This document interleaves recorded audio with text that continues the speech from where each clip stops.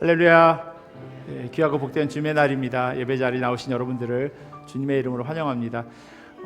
오늘이랑 다음 주 2주간 저희 주일날 예배 찬양 인도하시는 임승기 집사님이 출장을 가셔서 부득이하게 여러분들이 좀 불편하시더라도 제가 찬양 인도하는 거 이해하시고 그렇게 오늘 예배 드리려고 합니다. 우리 앞뒤좌우로 같이 인사하실까요? 잘 오셨습니다. 반갑습니다. 같이 인사하겠습니다. 반갑습니다. 반갑습니다. 주님께서 우리를 귀한 이 믿음의 공동체로 불러주셨습니다. 우리의 겉모습으로 주님 판단하지 않으시고 우리를 은혜로 불러주셨으니 그 부르심에 감사한 마음으로 또 겸손한 마음으로 그렇게 예배에 나아가기를 간절히 소원합니다. 이제 다 함께 우리의 마음을 모아서 영과 진리로 하나님께 예배드립니다.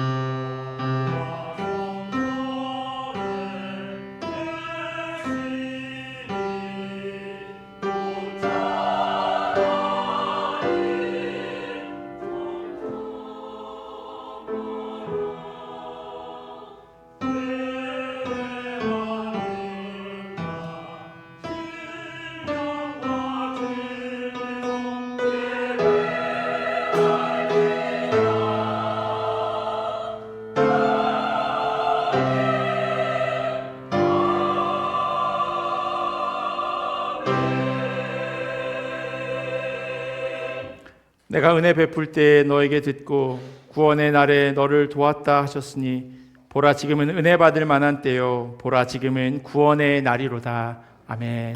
우리 다 자리에서 일어나셔서 찬송가 43장으로 하나님 찬양하겠습니다.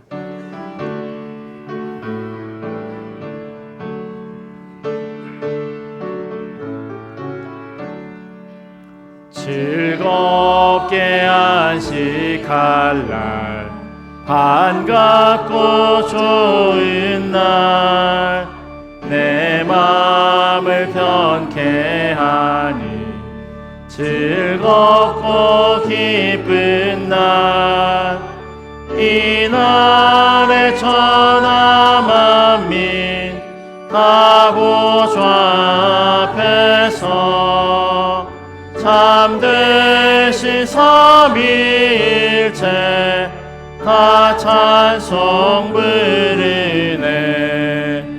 이 날의 하늘에서 새 양식 내리네.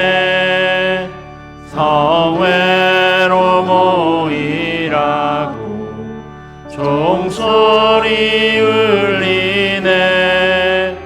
복음의 밝은 빛은 온 세상 비치며 또 영생을 일러 시원케 하시네. 이 주일 지킴으로 새 은혜 입어서 영원히 쉬는 곳에 다 올라갑시다. 성부께 찬미하고 성자와 또 성령 참되신 삼위일체 다 찬송 부르세.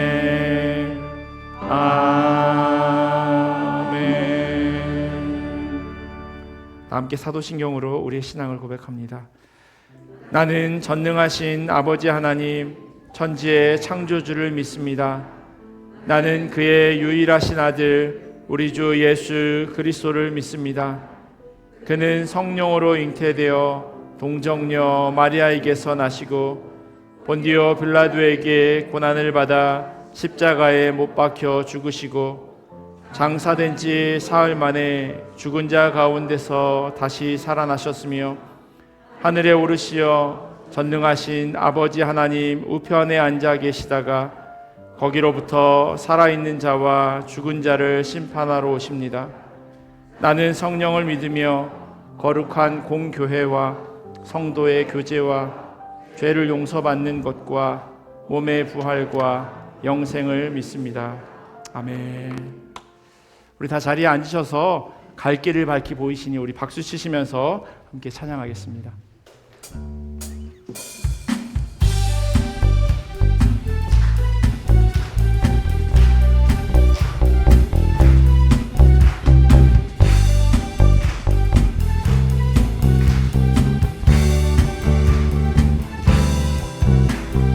갈 길을 밝히 보이시니 갈 길을 밝히 보이시니 주 앞에 빨리 나갑시다.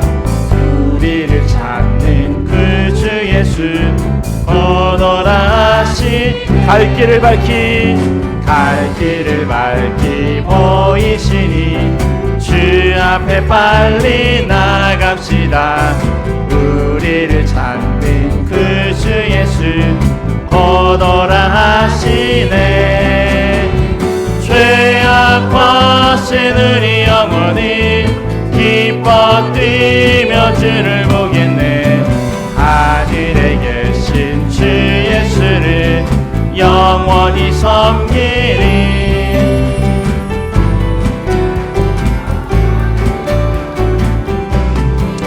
우리를 오라 하시는 말, 우리를 오라 하시는 말 기쁘게 듣고 순종하세.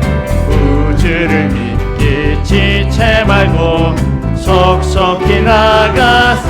우리를 오라 하시는 말, 우리를 오라 하시는 말 기쁘게 듣고 순종하세. 그 주를 믿기 지체 말고 속속히 나가세. 죄악과 신으리 영원히 기뻐 뛰며 주를 보겠네. 하늘에 계신 주 예수를 영원히 섬긴 죄악과 신으리 영원히 기뻐 뛰며 주를 보겠네.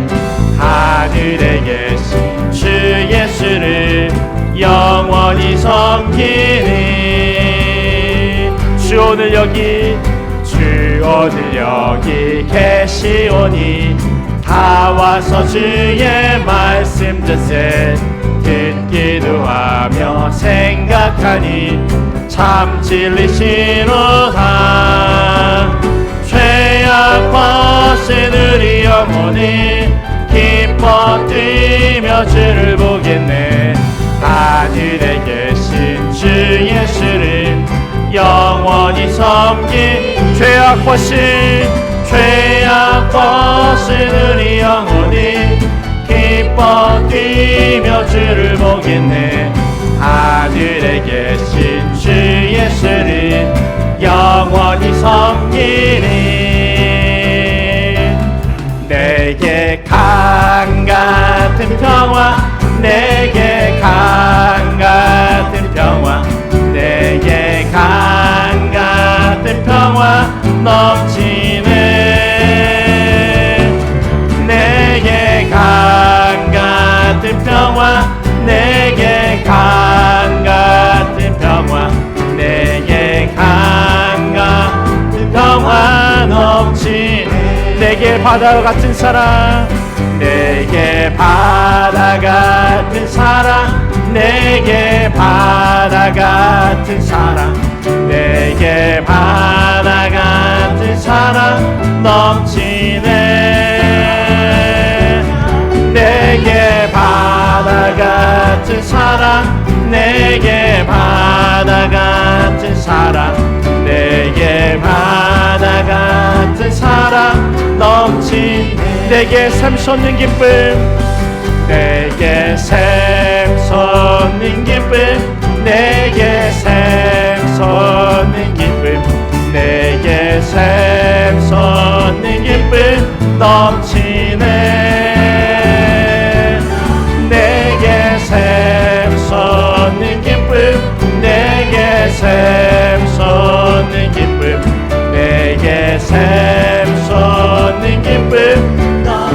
한 번 더 찬양하겠습니다. 내게 강 같은 평화, 내게 강 같은 평화, 내게 강 같은 평화, 내게 강 같은 평화 넘치네. 내게 강 같은 평화, 내게 강 같은 평화, 내게 강 같은 평화 넘치네. 아멘. 아멘.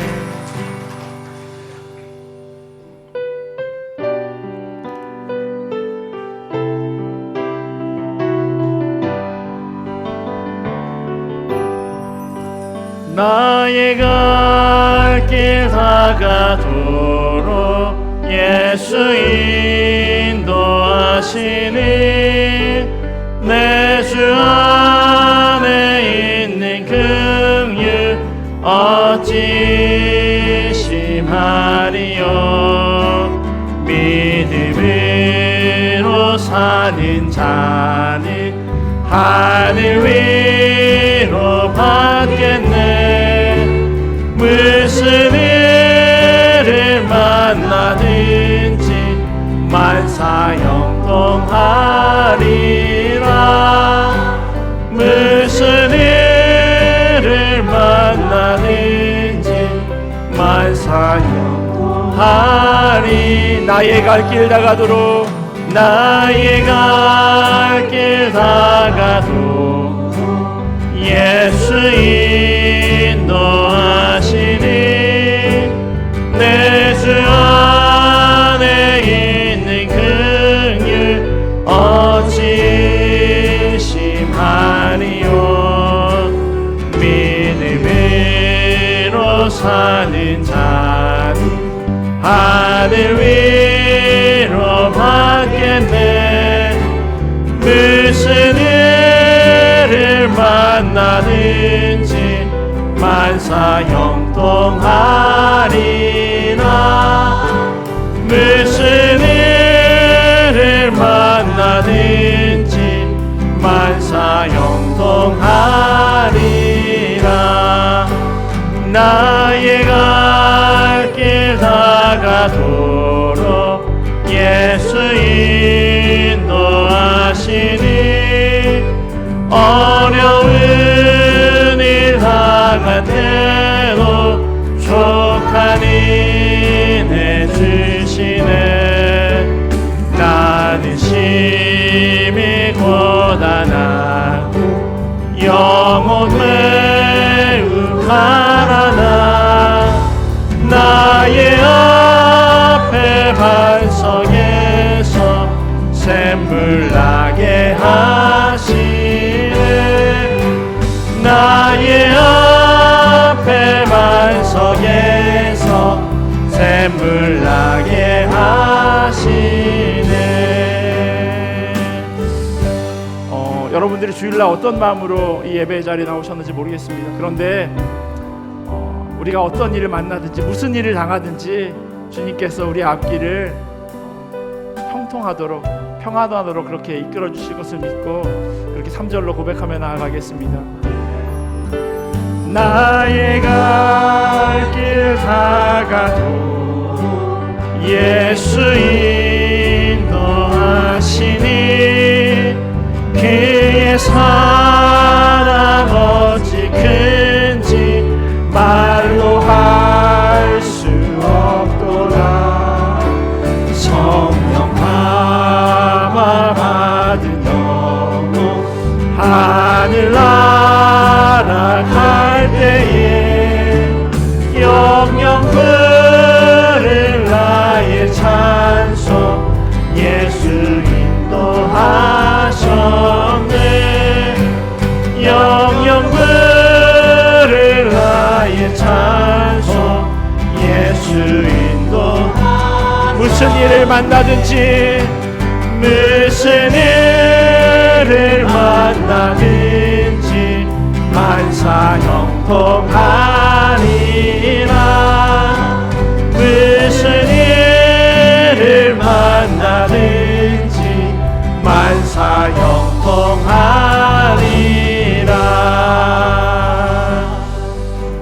함께 같이 기도하며 나아가겠습니다. 하나님, 예배를 통하여서 주님의 마음을 알기를 원합니다. 주님 앞에 찬양을 올려드리면서 우리의 마음 가운데 주님 주신 평안함이 있기를 소원합니다. 오직 주님께만 영광 돌려지는 자리 되게 하시고 주님만을 묵상하고 주님 주시는 위로만이 가득한 이 주일 예배 되게 하여 주시옵소서. 특별히 선포되어지는 말씀을 통하여 하나님의 말씀을 듣게 하여 주시옵소서. 우리의 마음이 옥토와 같이 그렇게 주님 주시는 그 말씀의 씨앗이 잘 심겨지게 하시고 귀한 열매로 주님 앞에 영광 돌릴 수 있도록 인도하여 달라고 이 시간 함께 같이 기도하며 나아가겠습니다. 하나님, 우리의 삶을 주님 앞에 올려드립니다. 특별히 하나님, 예배를 통하여서 하나님 앞에 영광 돌림에 나아가기를 간절히 원합니다. 부족한 자들을 하나님 주님의 자녀 삼으시고 이 자리로 인도하셨사오니 우리의 삶 가운데 주님만이 온전히 영광 받으시기를 간절히 기도합니다. 주님만을 묵상하게 하시고 주님만이 드러나게 하시고 주님의 이름만이 높여지는 귀한 예배 자리 될 수 있도록 하나님 인도하여 주시옵소서.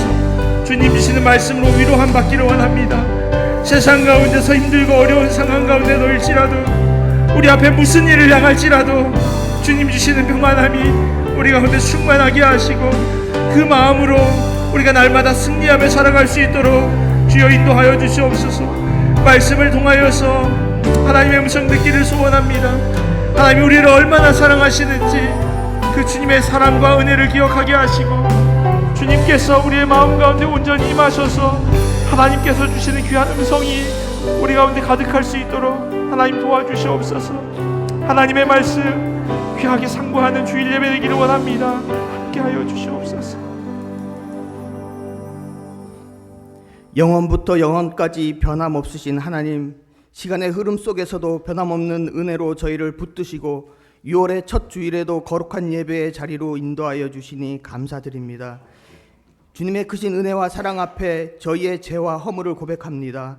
하나님께서는 날마다 변함없는 사랑으로 저희를 돌보시고 인도하여 주셨으나 저희는 주님의 뜻보다 자신의 생각을 앞세우며 살아왔습니다. 마음과 생각과 말과 행동 가운데 하나님을 기쁘시게 하지 못한 모든 죄를 이 시간 주님 앞에 내려놓습니다. 예수 그리스도의 십자가 보혈로 저희를 깨끗하게 하시고 상한 심령과 통회하는 마음을 허락하셔서 날마다 회개하며 거룩함을 이루어가는 주의 백성 되게 하여 주시옵소서. 성령께서 저희의 마음을 새롭게 하시고 주님의 말씀 안에서 바른 길을 걷게 하여 주시옵소서. 아울러 저희를 향하신 한없는 은혜와 사랑에 감사와 찬양을 올려드립니다. 죄인된 저희를 구원하시기 위하여 독생자 예수 그리스도를 보내주시고 십자가의 은혜로 하나님의 자녀 삼아주신 구원의 은총을 감사드립니다. 은혜의 하나님, 이 땅 나야가라에 세우신 저희 교회를 기억하여 주시옵소서. 이민의 삶 속에서 수고하고 무거운 짐을 진 성도들에게 하늘의 위로와 세임을 더하여 주시고 말씀과 기도로 하나 되어 주님의 몸된 교회를 든든히 세워가게 하여 주시옵소서. 세대와 형편의 차이를 넘어 서로를 사랑으로 섬기며 이 지역을 향한 복음의 통로로 사용하여 주시옵소서. 우리의 하나됨이 단순히 성격이 맞고 생각이 같아서 이루어지는 인간적인 친밀감이 아니라 십자가 아래에서 형성되는 영적 연합이 되게 하시옵고 서로 다른 세대가 함께 은혜롭게 예배하고 서로 다른 경험과 가치관을 가진 성도들이 한 성령 안에서 조화를 이루게 하여 주시옵소서.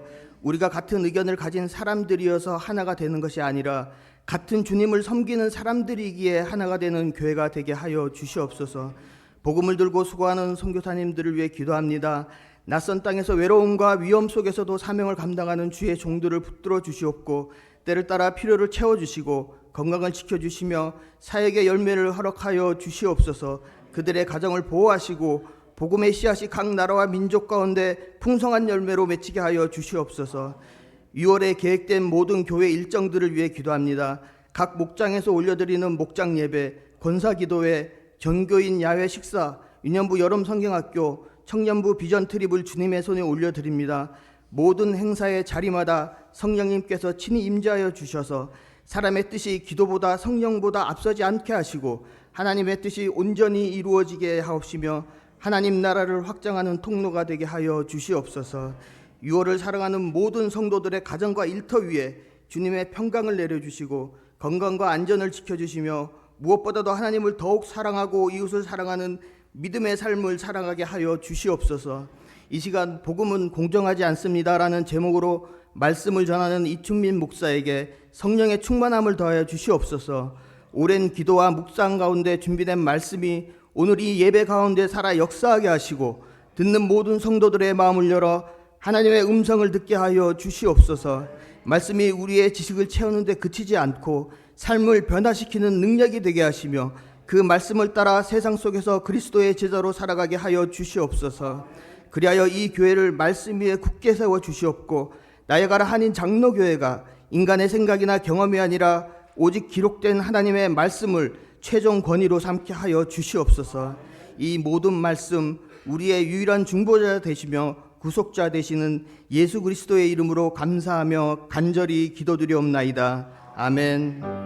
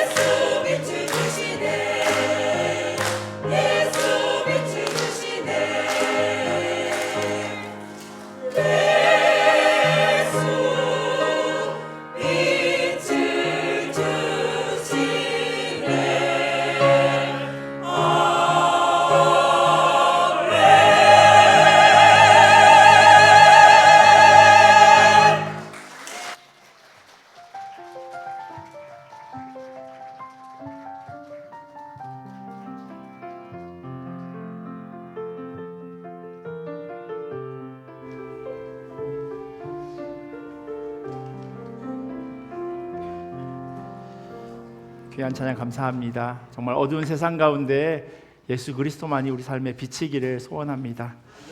네, 우리 교회 소식 전해드리도록 하겠습니다. 오늘 오후 1시부터 본당에서 1대1 제자훈련 수료한 분들을 대상으로 해서 양육자 과정을 진행하려고 합니다. 4주간 이 양육자 훈련 과정이 끝나면 우리 하반기에는 1대1로 매칭해서 그분들이 이렇게 교육을 1대1 제자 훈련을 시작하려고 합니다.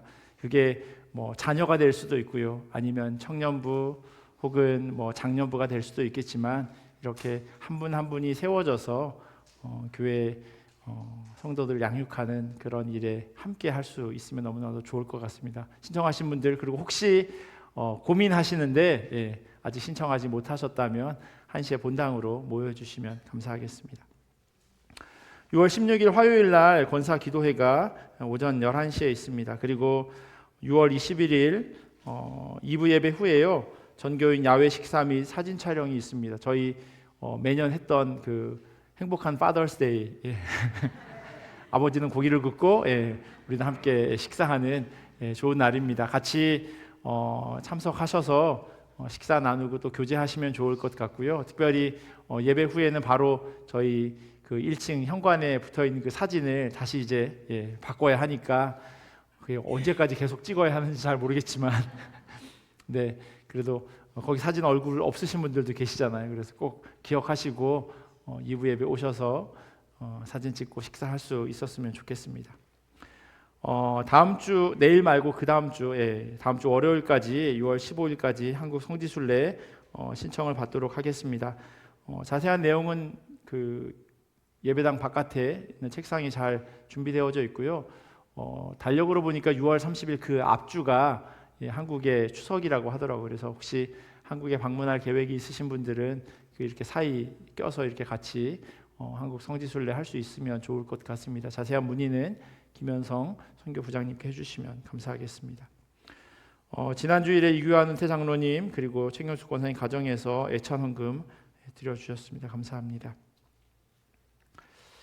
우리 하나님 주신 말씀 같이 보도록 하겠습니다. 오늘 우리에게 주신 하나님의 말씀은 로마서 4장 1절에서 8절까지 말씀입니다. 우리 자리에서 일어나셔서 하나님 주신 말씀 같이 보도록 하겠습니다. 로마서 4장 1절에서 8절까지 말씀입니다. 한 절씩 교독하고 마지막 8절을 함께 읽도록 하겠습니다. 그런즉 육신으로 우리 조상인 아브라함이 무엇을 얻었다 하리요?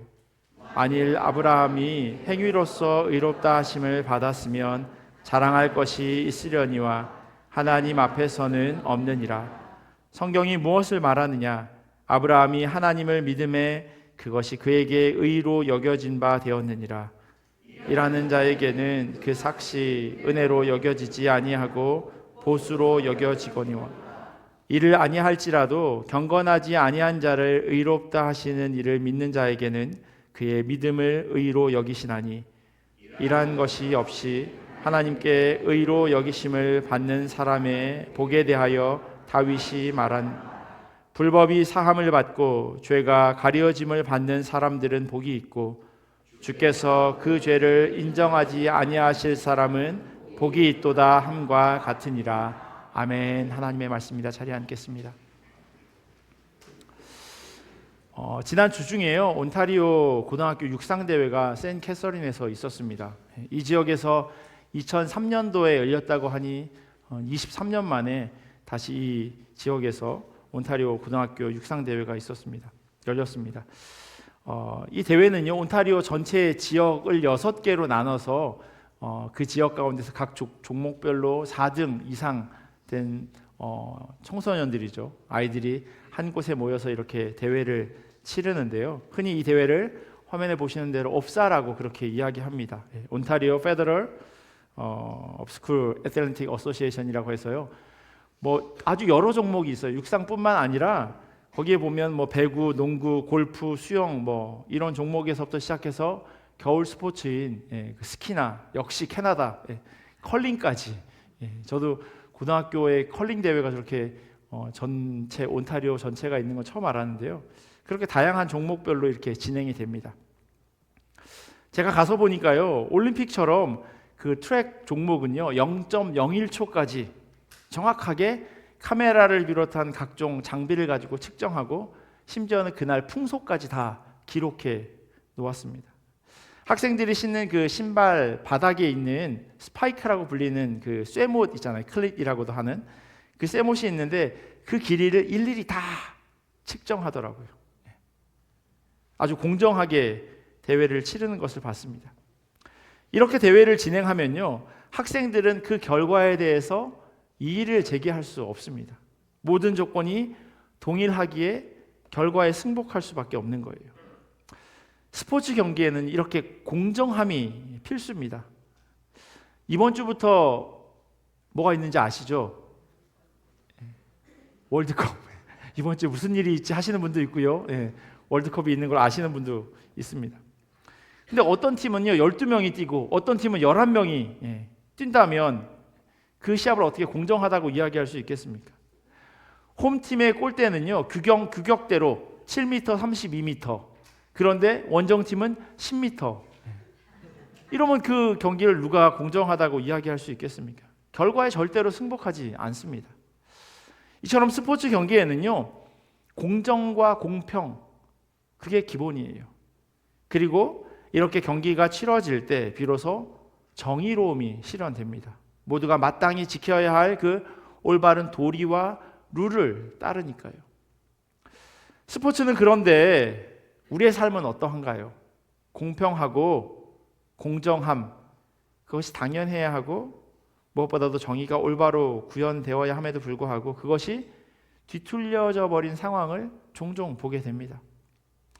성경적으로 표현하면 누구는 1달란트 받고 누구는 5달란트 받는 그런 일이 있는 거예요. 그래서 경기를 시작하기도 전에 누구는 10m 앞에서 달리고 누구는 출발점 10m 뒤에서 달리는 그런 일도 있습니다. 내가 이런 일을 당했다고 하면 아마 정말 억울할 겁니다. 하지만 하나님께서요 우리를 대하심에 있어서 특별히 재판관으로 우리에게 공정과 공평 그리고 정의로움을 가지고 우리를 대하신다면 어떨까요? 우리가 너무나도 당연하다고 생각했던 그 잣대가 거룩하신 재판관 앞에 서 있을 때 나에게 적용된다면 그럼 여러분들은 어떻게 반응하시겠습니까? 로마서 3장은요 이 이야기를 다루고 있습니다. 지난주에 말씀드린 것처럼 로마 교회 안에는요 유대교 출신의 그리스도인들과 또 이방인 출신의 그리스도인들이 함께 공존하고 있었습니다. 그런데 유대교 출신의 그리스도인들이요 이방인 출신의 그리스도인들을 향해서 내가 너보다 더 낫다. 나는 할례를 받았는데 너희는 할례를 안 받았으니 너희도 나처럼 할례를 받아야 한다 라고 하는 식으로 비교를 하고 있었어요. 자신들이 더 의롭다고 여긴 거예요. 그 말을 듣고 기분 좋을 이방인이 누가 있겠습니까? 아무런 책임이나 역할도 하지 않은 채 내 생각이 옳다라고 말하는 그런 사고방식은요 이 공동체를 아주 위험하게 만듭니다. 그럴 만한 이유가 있음에도 불구하고 그 일에 대해서 고민하지 않아요.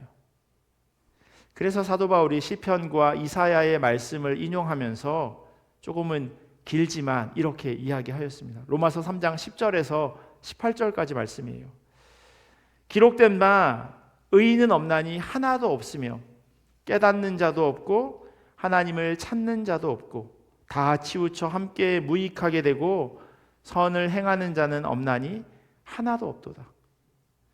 그들의 목구멍은 열린 무덤이요 그 혀로는 속임을 일삼으며 그 입술에는 독사의 독이 있고 그 입에는 저주와 악독이 가득하고 그 발은 피 흘리는데 빠른지라. 파멸과 고생이 그 길에 있고 평강의 길을 알지 못하였고 그들의 눈앞에 하나님을 두려워함이 없느니라 함과 같으니라. 바울이요 율법에 비춰서 의롭다고 생각하는 사람들 그들을 향해서 그게 누구냐고 그렇게 묻고 있습니다. 목구멍을 열린 무덤이라고, 혀는 속이는 것, 심지어 입술은요 사람을 죽이는 독사의 독을 가지고 있다고 이야기합니다. 말하는데 주의하라는 거예요. 여러분들이 하나님을 두려워하지 않기에 사람을 죽이는 그런 말 하는 겁니다 라고 바울이 힘주어서 이야기합니다. 그럼 이 죄인들은 어떻게 되는 걸까요? 당연히 영원한 형벌을 받을 수밖에 없습니다. 사람들이 그렇게 말했던 차별 없이 공평하게 정의롭게 심판받을 수밖에 없다는 거예요. 그 길밖에 없어요. 죄 지었으니 죄값을 치러야죠. 그런데 하나님께서 예수님을 우리 가운데로 보내주신 겁니다. 모든 사람이 죄를 범하여서 하나님의 영광에 들어갈 수 없는데 그리스도 예수 안에서 얻는 그 죄 사함으로 말미암아 의롭다고 하는 그런 꽝꽝꽝 선고를 받았다는 거예요. 아무런 값도 치르지 않았는데 말입니다. 이렇게 구원을 받았으니 도대체 자랑할 게 뭐가 있겠습니까? 뭐 한 게 있어야 자랑을 하죠. 행위로는 절대로 우리가 구원받을 수 없습니다. 법을 잘 지켜 의롭게 된 것이 아니에요. 단지 믿음으로 의롭다고 인정해 주신 겁니다. 그 예를 설명하기 위해서요, 이어지는 오늘 본문 로마서 4장에서 아브라함을 언급합니다. 왜냐하면 아브라함은 믿음의 조상이라고 부르는데 그의 삶을 뜯어보면 왜 이 주장을 하는지 확인할 수 있기 때문이에요. 아브라함의 이야기는요, 창세기 12장에서부터 시작합니다. 그리고 아브라함과 하나님의 이야기 가운데 주인공은 당연히 하나님입니다. 어떤 이야기든지요, 누가 주인공인지를 정확하게 알아야 그 이야기를 제대로 이해할 수 있어요.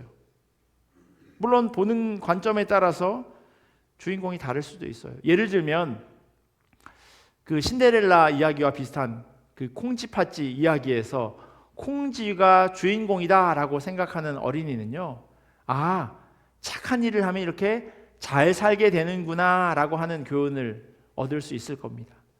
그런데 반대로 팥쥐가 주인공이다 라고 생각한다면요, 아, 엄마 말 들으면 되는 게 하나도 없구나, 아니면 세상은 약자 편이네, 이런 생각을 할 수 있다는 거예요. 아브라함과 하나님의 이야기도 마찬가지예요. 아브라함이 주인공이라고 생각되어진다면요, 오늘 본문 2절에서 말하고 있는 그의 행위로 인해 의롭다라고 하는 말을 들었고 이것이 그의 자랑이 될 수 있을 것이지만, 그러나 2절이 어떻게 끝나냐면요, 이렇게 끝나요. 하나님 앞에서는 없느니라. 아무리 믿음의 조상 아브라함이라 하더라도 자랑할 게 없다는 거예요. 성경은요, 아브라함이 아닌 하나님이 주인공이라고 말씀하고 있어요. 3절에 이렇게 써 있어요. 성경이 무엇을 말하느냐? 아브라함이 하나님을 믿음에 그것이 그에게 의로 여겨진 바 되었다라고 이야기합니다. 행동이 아니라 믿음이래요. 메시지 성경을 보면 이 일의 주체가 누구인지 보다 분명하게 알 수 있습니다. 성경은 우리에게 이렇게 말합니다. 아브라함은 하나님이 그를 위해 하시는 일에 뛰어들었다. 바로 그것이 전환점이 되었다. 그는 자기 힘으로 바로 서려고 애쓰는 대신에 하나님께서 자신을 바로 세워주실 것을 신뢰했다, 믿었다라고 이야기합니다. 아브라함은 자기를 믿은 것이 아니라요, 자신을 바로 세워주실 하나님을 전적으로 신뢰했습니다. 그의 인생 가운데 그게 가장 잘한 일이에요. 물론 누구나 그렇듯 아브라함의 삶에도 잘못이 없었던 건 아닙니다. 그가 기근 때문에 이집트로 피난 갔을 때 자기 아내를 누이라고 속이죠. 그래서 아내를 빼앗기는 일을 경험합니다. 하나님께서 자신에게 주시겠다고 하는 그 자녀를 끝까지 기다리지 못하고 아내 사레의 여종인 하갈에게서 이스마엘을 낳는 일 역시 하나님을 100% 신뢰하지 않았기에 일어난 일입니다. 그러니 아브라함도 별 수 없는 우리와 같은 사람이죠. 하지만 아브라함의 인생 전체를 놓고 본다면 그는 하나님을 믿으며 자신의 발걸음을 한 걸음씩 뗀 그러한 사람입니다. 하나님께서 그를 처음 부르셨을 때 하신 말씀이 이거예요. 여호와께서 아브라함에게 이르시되 너는 너의 고향과 친척과 아버지의 집을 떠나 내가 내게 보여줄 땅으로 가라. 고향과 친척과 아버지의 집을 떠난다라고 하는 건요, 단순히 그냥 이사하는 게 아니에요. 당시로 말하면 그건 곧 죽는 길입니다. 저희가 이민자로 타국에서 살아가기에 비슷한 경험을 하긴 하지만요, 오늘날의 이민도 쉽지 않은 그런 선택이죠. 하지만 하나님께서 아브라함에게 명령하신 그 일, 본토 친척 아비집을 떠나는 것은요, 자신의 생계를 책임져 줄 그 경제적인 그 버팀목, 그리고 자기의 목숨을, 자기의 삶을 안전하게 보호해 줄 사회적인 방패를 다 내버리는 결정인 겁니다. 시족 문화로 살아가던 당시 상황 속에서요, 그 울타리를 벗어나게 된다면 다른 시족은 그들이 자기를 공격하는 것으로 여길 수밖에 없었습니다. 아브라함과 그의 아내 그리고 조카 롯 정도가 함께 했기에 그 길은 너무나도 위험한 여정이었습니다. 그런데 하나님의 명령에 대해 아브라함의 반응이 이래요. 창세기 12장 4절입니다. 이에 아브라함이 여호와의 말씀을 따라갔고 롯도 그와 함께 갔으며 아브라함이 하란을 떠날 때 75세였더라. 여호와의 말씀을 따라간 그 아브라함의 순종, 성경은 이것을요, 믿음이라고 한마디로 정의합니다. 믿음장이라고 불리는 히브리서 11장에 이렇게 시작해요. 믿음은 바라는 것들의 확신이요, 보이지 않는 것들의 증거입니다. 선조들은 이 믿음으로 살았기 때문에 훌륭한 사람으로 증언되었습니다. 그리고 나서 아브라함에 대해서 이렇게 설명합니다. 믿음으로 아브라함은 부르심을 받았을 때 순종하여 장래 유업으로 받을 땅에 나아갈새 갈 바를 알지 못하고 나아갔으며. 물론 순종이라고 하는 것도 행위라고 이야기할 수 있어요. 하지만 그 순종 역시 믿음에서 기인하기에 아브라함이 행위로 의로움 받았다라고 하는 것이 아니라고 지금 사도 바울은 이야기하는 겁니다. 믿음으로. 그러니 아브라함이 자랑할 게 뭐가 있겠습니까? 여기에 대한 보충 설명이 오늘 본문 4절에 기록되어 있어요. 일을 하는 사람에게는 품삯을 은혜로 주는 것으로 치지 않고 당연한 보수로 주는 것으로 생각합니다. 노력해서 얻은 것, 그건 당연한 수고의 대가예요. 직장 다니시는 분은 한번 생각해 보세요. 내가 받는 월급이나 주급, 이런 수입이요, 내가 수고한 것에 비해서 많다고 생각하십니까? 전혀. 그러면 그 고용주에게 고마울 게 하나도 없습니다. 그죠? 내가 수고한 것보다 더 조금 받는데 뭐가 고맙겠습니까? 제가 군대 가기 전에 휴학을 하고 식당에서 흔히 말하는 그 철가방 배달 아르바이트를 한 적이 있었어요. 한 20층 정도 되는 강남의 오피스텔 지하에 있는 그런 조그만한 그 배달 위주로 하는 식당이었어요. 토요일하고 주일은 교회에서 이런저런 봉사를 해야 했기 때문에 주 5일 월요일부터 금요일까지 오전 11시부터 오후 4시까지 하루 4시간씩 총 20시간을 일을 했습니다. 당시 보통 아르바이트가요, 시급 2불이었어요. 2,000원이었어요. 그런데 제가 한 아르바이트는 2배, 4,000원, 4불을 주는 그런 직장 아닌 직장이었습니다. 그러니까 제가 주당 받아야 할 돈은 얼마인가요? 이 정도는 계산하셔야 되는데 조실까봐 20시간 곱하기 4불, 80불, 80불을 제가 버는 겁니다. 시급을 2배로 준다고 하는 건 그만큼 일이 어렵다는 거죠.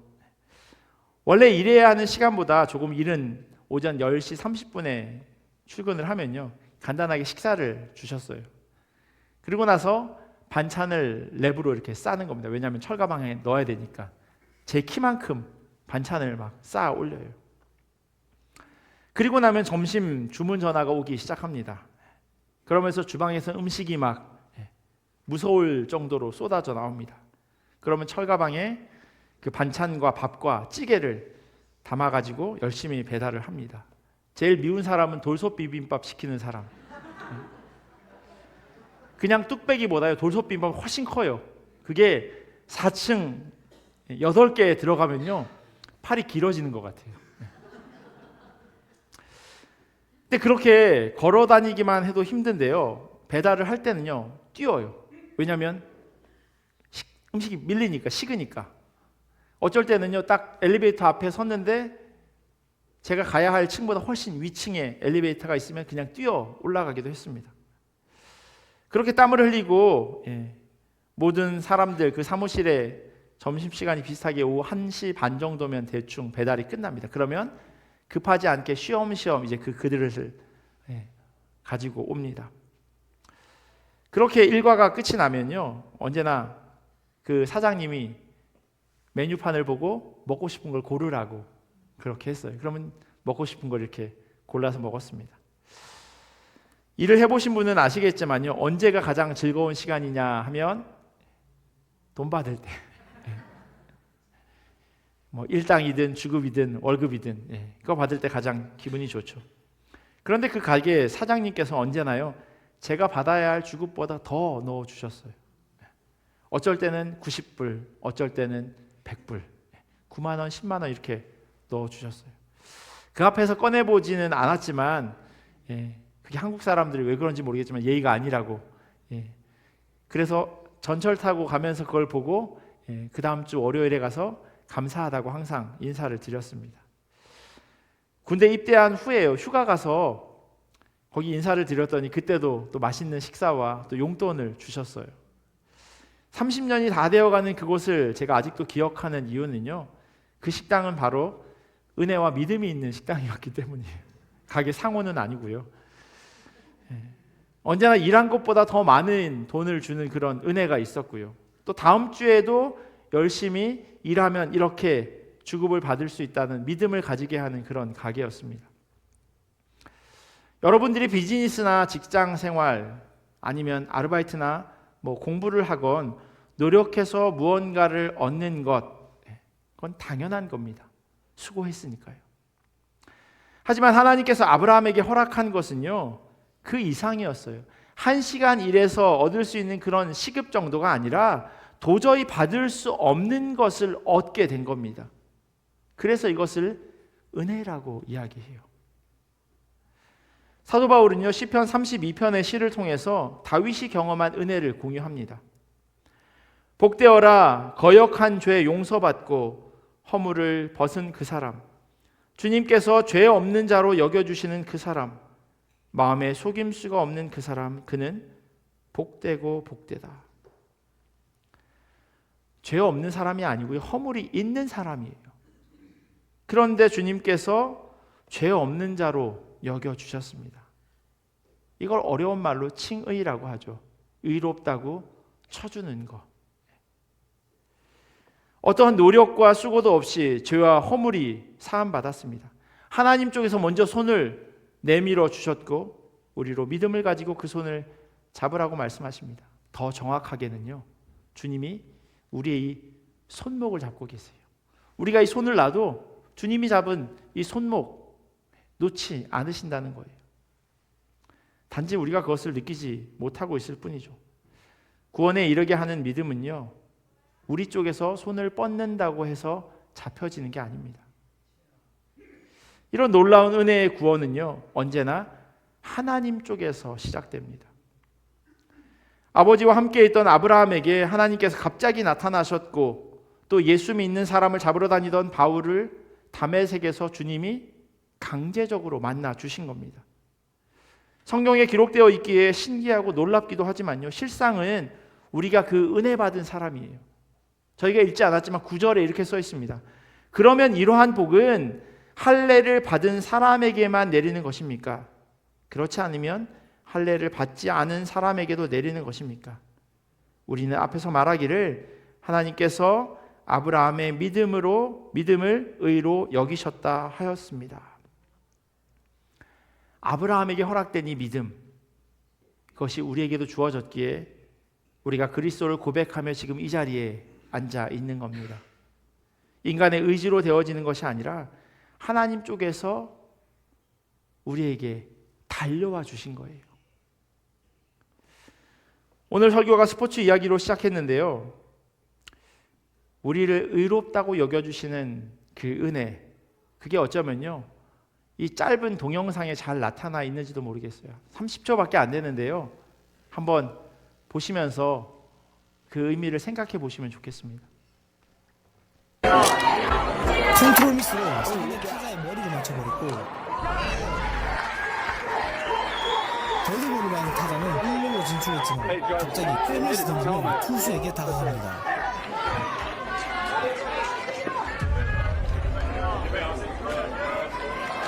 사실은 실수로 머리를 맞춰서 미안함을 울고 있던 상대 투수를 위로해주려고 간 So 거였죠. this is really cool because as a pitcher, Bubs looks shaken up right now because of what he did. And look at Zay Jarvis. This is such great sportsmanship. 야구 경기 타자가 헤드샷을 맞았어요. 보통 프로야구에서는 바로 퇴장입니다. 그리고 이런 일이 일어나면 양쪽 벤치에서 다 튀어나오죠. 벤치 클리어링이라고 해서. 그런데 헤드샷을 맞은 아이가요, 타자의 그 머리를 맞춰서 눈물을 흘리는 투수를 다가가서 안아주고 있어요. 투수의 행동이 실수라고 하더라도 절대로 잘했다 말할 수 없습니다. 그런데 아무런 대가도 없이 그냥 용서하고 안아줍니다. 근데 이게 바로 하나님께서 우리를 품으시고 안으시는 그런 모습, 하나님의 의로우심입니다. 사람들은 옳고 그름을 따지면서 잘잘못을 운운하지만요, 그런 우리를 하나님께서는 사랑으로 품어주세요. 주님께서 사랑하시는 성도 여러분, 복음은요, 어떤 의미에서 절대로 공정하지 않습니다. 하지만 그게 복음이 가진 능력이고 은혜임을 우리가 기억해야 할 겁니다. 네가 머리에 공 던졌으니 공정하게 너는 벌을 받아야지 라고 그렇게 사람들은 말하지만 우리 주님께서는요, 그런 우리를 안아주세요. 공정하지 않게 말입니다. 우리를 공정하지 않게 대하시는 주님을 기억한다면 우리도 당연히 주님의 그 삶을 따라 살아가야 할 것입니다. 우리의 행위로 구원받을 수 없음을 우리가 잊지 않고요, 주님으로부터 받은 그 사랑을 삶 가운데 실천하며 살아가기를 예수 그리스도의 이름으로 간절히 축원합니다. 기도하겠습니다. 참 좋으신 하나님 감사합니다. 우리는 언제나 공정해야 한다, 공평해야 한다, 정의로워야 한다고 입으로는 말하지만 정작 우리 스스로 그렇게 살아가지 못하면서 나에게 그 반대의 상황이 일어난다면 참지 못하고 분노합니다. 그런데 마지막 심판의 자리에서 주님께서 우리를 공정하지 않게 재판하신다는 사실을 다시금 우리로 기억하게 하여 주시옵소서. 그것이 우리를 향한 주님의 한없는 사랑이고 놀라운 구원의 은혜임을 잊지 않게 하여 주시옵소서. 그래서 우리도 이 땅에서 주님으로부터 받은 은혜를 흘려보내기를 소원합니다. 주님의 자녀답게 주님이 기뻐하시는 대로 살아가는 성도 되게 하여 주시옵소서. 감사하며 사랑이 많으신 예수님의 이름으로 기도합니다.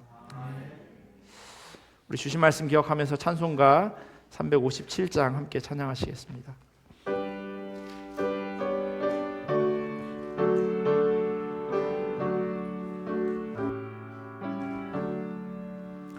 주 믿는 사람 일어나 다 힘을 합하여 이 세상 모든 마귀를 다 쳐서 멸하세. 저 앞에 오는 적군을 다 싸워 이겨라. 주 예수 믿는 힘으로 온 세상 이기네. 믿음이 이기네. 믿음이 이기네. 주 예수를 믿음이 온 세상 이기네. 온 인류 마귀 괴율로 큰 죄에 빠지니 진리로 띠를 띠고서 늘 기도 드리세. 참 믿고 의지하면서 겁없이 나갈 때 주 예수 믿는 힘으로 온 세상 이기네. 믿음이 이기네. 믿음이 이기네. 주 예수를 믿음이 온 세상. 다 같이 일어나셔서 봉헌하시겠습니다. 끝까지 긴 자에게 흰 옷을 입히고 또 영생 복을 주시니 참 기쁜 일일세. 이 어두운 세상 지나서 저 천성하도록 주 예수 믿는 힘으로 온 세상 이기네. 믿음이 이기네. 믿음이 이기네. 주 예수를 믿음이 온 세상 이기네. 건강하고 행복하게 조국 대한민국을 방문할 수 있도록 지켜주시고 은혜 베풀어 주신 주님께 감사드립니다.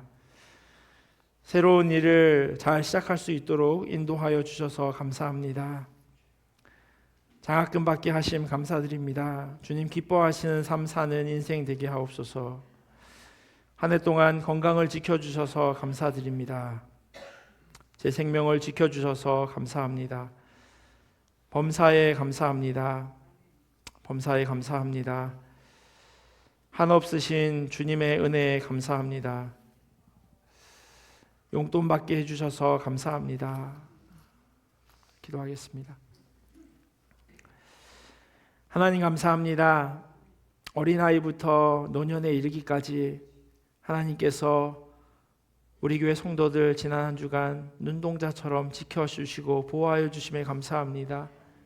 우리의 삶을 오늘까지 인도하여 주신 그 주님의 은혜를 기억하게 하시고 그것이 다 하나님 손에 있기에 하나님 앞에 감사할 수밖에 없음을 고백합니다. 주님, 우리의 연약함과 부족함도 주님께서 우리를 바라보시는 눈으로 우리가 그 은혜 받았사오니 우리 역시 동일한 눈으로 세상을 바라보게 하시고 나와 관계 맺는 사람들을 바라볼 수 있도록 인도하여 주시옵소서. 주님께서 지난 한 주 우리의 삶을 지키시고 보호하셨기에 그것에 감사하는 마음으로 우리의 마음과 함께 이 물질을 주님 손에 올려드립니다.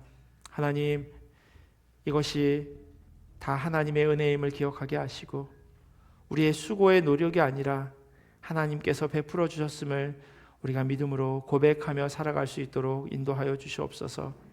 성도의 삶을 살아가기를 원합니다. 성도답게, 그리스도인답게 이번 한 주간도 세상 가운데서 승리하며 살아가게 하시고 주님의 인도하심을 날마다 경험하도록 주님 역사하여 주시옵소서.